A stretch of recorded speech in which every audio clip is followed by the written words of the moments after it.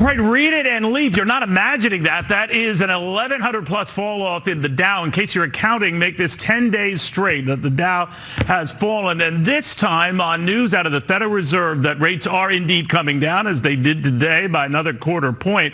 But that might be it for a while. The Federal Reserve chief indicating, well, things are looking good enough that we don't have to go crazy with these rate cuts. So the expectations for a lot more next year, maybe not as many, maybe not as big. And for Wall Street, maybe not as robust a sentiment that this was a good time to be in the market. Today, it was not. And in case you're counting, with that 10-day consecutive decline, we have the markets now doing something they have not done in the better part of, well, 50 years, when Jimmy Carter was president of the United States. Much more on that. Let's get to what happened with Alan Nuckman, the Bullseye option market strategist. Alan, as best I could tell, the Fed gave what the markets wanted today, another cut, but they seem to signal, don't get used to this. We might spread these out a lot. What do you make of it? Well, I think it's really just a profit-taking pullback. You can see we've been in a stair-step market now for 2 years, and today's pullback is 3%. You know, yes, it's a big headline in points, but it's just 3%. And get to the Dow. Unfortunately, the Dow is not a good indicator of the market.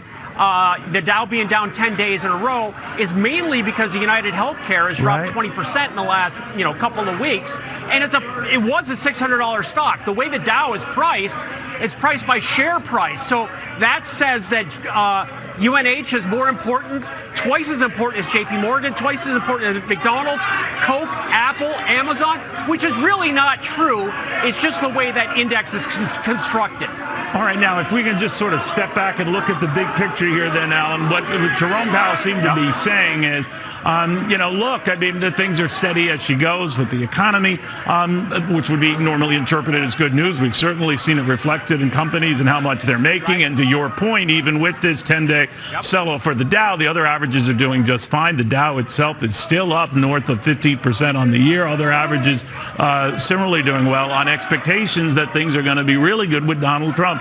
But did the market get ahead of itself here? Is it over placing big bets on Donald Trump and what can or can't be delivered? We're going to get into some of the division and fights going on in the House of Representatives, and that's just among Republicans.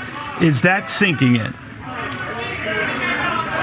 Well, we're in a momentum market. The market had moved higher before Donald Trump, and the market most likely will move higher after Donald Trump. You want to see how we react after these pullbacks. Again, it's only a couple percent, and it was only 2 weeks ago that we made all-time highs in the S&P, the real measure of the market. And the NASDAQ made all-time forever highs just last week. So there's a lot left. Powell has done a magnificent job. I know people are going to argue with me on this, of setting the markets up with his tough love. When he talks, sometimes the markets use that as an excuse to take profits, but then people use that as a buying opportunity. So let's see what happens over the next couple of days or the next week and see where we stand. But the fundamentals are still remarkably solid.